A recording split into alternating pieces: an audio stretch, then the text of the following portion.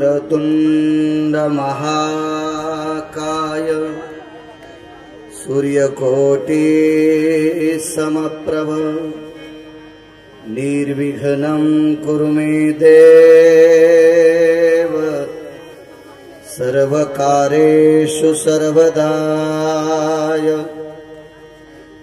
सर्वमंगलमांगल्ये शिवे सर्वार्थसाधिके शरण्ये त्र्यंबके गौरी नारायणी नमस्तुते।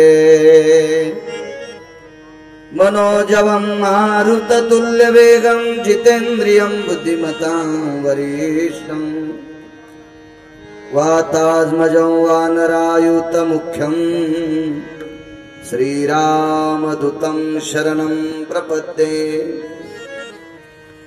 नागेन्द्रहराय त्रिलोचनाय भस्मांगरागाय महेश्वराय नित्याय शुद्धाय दिगंबराय तस्मै नकराय नमः शिवाय। शरदिन्दु समाकारे परब्रह्मस्वरूपिणी वासरापीठनिलये सरस्वती नमस्तुते। आता नमन वागेश्वरी जी ब्रह्मयाची निज कुमारी तिच्या चरण रजा वारंवारी मस्तक चरणी आपळितसे। देवाधिक्या स्थितयो परमास्थितं च भवो निजायते। येन वैष्णवजनास्थितविताय च नाम्नेन मुक्तभवो स्थितायां सर्वानां परिभाषा वयजायते न कृतयोजनो नाम। दैवानामा सर्वस्थितो गुणितानां देशायां भारतेषु।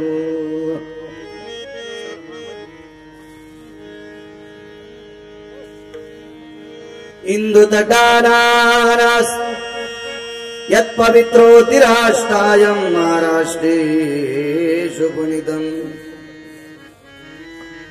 यतीनां योगिन तप्यानुरागीनां येन हिताय च सर्वस्थिता वैष्णवो जनानां येन वैष्णवो जनानां